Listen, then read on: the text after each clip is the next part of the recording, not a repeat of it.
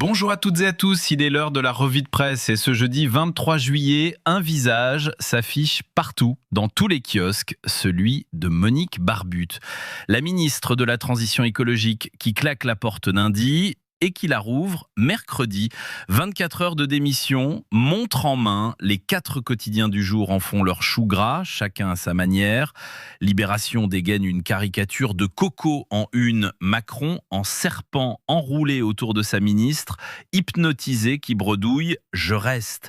Titre du journal, Barbutte envoie de toutes les couleuvres. À l'intérieur, le récit de ce que Libé appelle, joli mot valise, une volte-farce.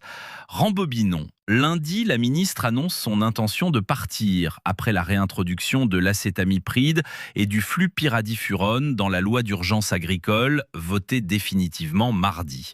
Mercredi matin, elle justifie son départ dans un long post LinkedIn dénonçant le recul environnemental de trop, pendant que ses conseillers font leur carton à l'hôtel de Roquelaure. Et puis, entretien avec Emmanuel Macron et retournement complet. Un ancien de l'Élysée glisse à Libération. Je vois très bien le truc. Il a dû lui dire « Monique, on a besoin de toi. Je te garantis que tu ne parleras qu'avec moi ». Dans son éditorial intitulé « Claquette », Paul Quignot résume une histoire de mensonges, puis une histoire de promesses. Et le journal de s'interroger, ces promesses présidentielles se transformeront-elles en mensonges? Les Échos, eux, ont l'interview exclusive de l'intéressé. Pourquoi je reste? Monique Barbutte y affirme avoir obtenu des garanties, un budget en hausse pour son ministère et prévient « Je resterai tant que j'ai la garantie de pouvoir agir. Mais c'est ma première et ma dernière expérience politique. » Le Figaro, lui, y voit surtout le révélateur de tensions exacerbées dans le camp gouvernemental. Et le Parisien raconte les coulisses de cette vraie fausse démission éclair, avec ce détail qui dit tout, les dossiers du cabinet balancés dans des broyeuses pendant que la ministre décidait finalement de rester. Les réactions politiques fusent, cinglantes. Le ridicule ne tue pas, sinon Monique Barbutte en aurait été victime, tacle Bruno Retailleau. Nicolas Hulot, sans la télé, assène le RN. Deuxième front de l'actualité, et il est brûlant. Le narcotrafic, qui fait la une du Figaro et du Parisien. Le Figaro titre « Narcotrafic, les maires en première ligne ». Tout part d'Alès, où Christophe Rivinc, le maire, a été exfiltré de son domicile en pleine nuit par le raid, sous la menace d'une voiture piégée de la DZ Mafia.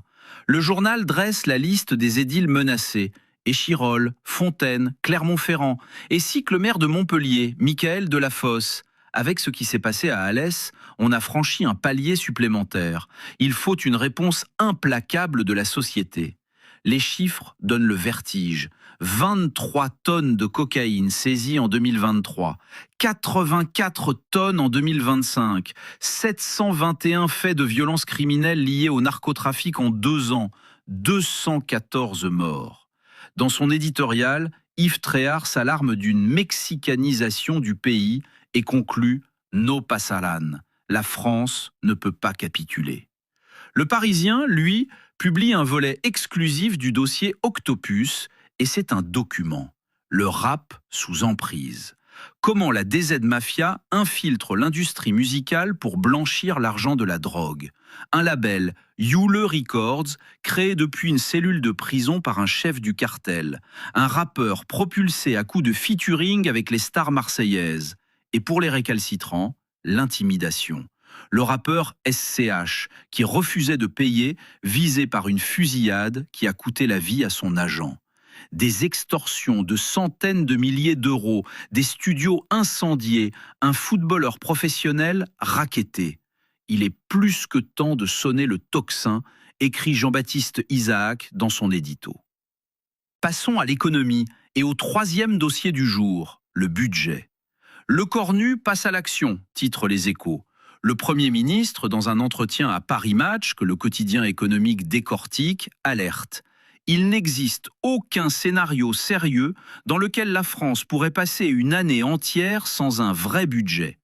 Traduction, pas question d'aborder la présidentielle de 2027 sans budget voté. Et la loi spéciale serait, dit-il, irresponsable. Au menu, baisse du remboursement de certains médicaments, durcissement des franchises médicales, plafond porté de 50 à 100 euros par patient et même un système de bonus-malus pour pousser les ministères à recourir à l'intelligence artificielle. Le signal d'alarme vient aussi des marchés. Les taux à 10 ans sur la dette française frôlent les 4%, une première depuis 2009. Et le Figaro ajoute que le FMI hausse le ton sur le rythme de réduction des dépenses.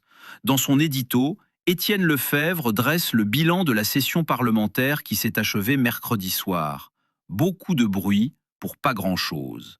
Une session tout de même historique sur un point, notent les Échos. L'adoption définitive de la proposition de loi créant un droit à l'aide à mourir. Sans oublier l'interdiction des réseaux sociaux aux moins de 15 ans, désormais entérinée. Il y a aussi, dans la presse de ce matin, un bilan qui glace, celui de la canicule de juin. Près de 6000 morts, révèle Santé publique France. Le Figaro détaille 5764 décès en excès entre le 17 juin et le 2 juillet, soit 36% de plus qu'attendu.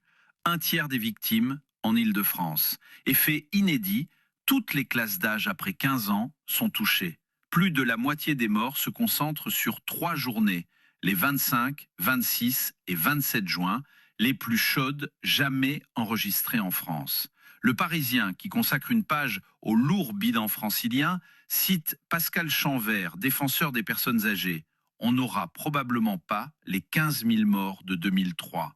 Mais le scandale, c'est qu'après ça, on est toujours 6 000 morts. Direction l'international maintenant, avec l'Ukraine présente dans 3 journaux sur 4. L'Ukraine replonge dans la crise politique, écrit Libération, en refusant de reconduire à la défense le très populaire Mikhailo Fedorov, l'homme de la dronisation de la guerre.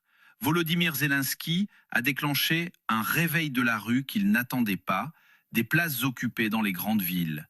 Le Figaro et les Échos préfèrent regarder le nouveau visage de l'armée, Mikhailo Drapati, général réformateur, propulsé à la tête de l'état-major à la place d'Olexander Syrski, nouvel homme fort de l'armée ukrainienne, salue les Échos. Un mot d'économie et de tech, comme toujours en fin de parcours. Les Échos reviennent du salon de Farnborough avec cette déclaration du président de Boeing Global. Ne pariez pas contre Boeing. Carnet de commandes de 7000 avions à l'appui. Le quotidien économique nous apprend aussi que le boom de l'intelligence artificielle a fait naître un nouveau métier, les Forward Deployed Engineers, ces ingénieurs de terrain déployés chez les clients, payés jusqu'à 300 000 euros par an outre-Atlantique. Et dans Le Parisien, une question qui concerne des millions de patients.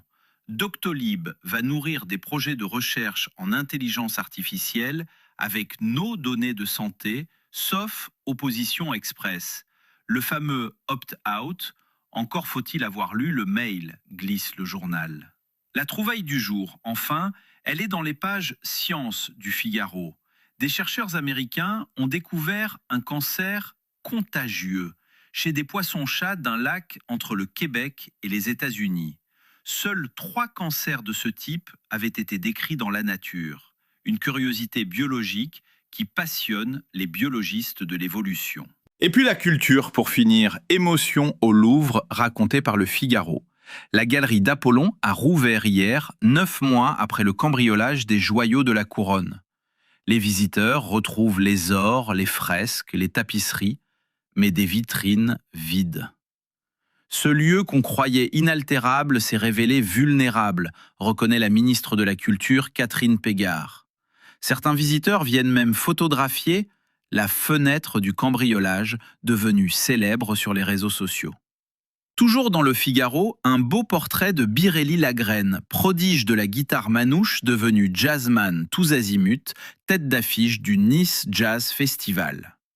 Libération nous emmène au parc Astérix, où l'Allemagne tombe dans le chaudron, le parc gaulois séduisant désormais nos voisins d'outre-Rhin. Et le Parisien suit la drôle de vie des femmes de coureurs sur le Tour de France, entre attentes au bord des routes et bisous volés sur la ligne d'arrivée. Avec, en bonus dans ses pages été, les gags de Gaston Lagaffe. Et une mise en garde très sérieuse de l'ANSES sur les défis au piment qui circulent sur les réseaux. Voilà pour ce tour de la presse du jeudi 23 juillet. Passez une excellente journée, restez au frais et à demain.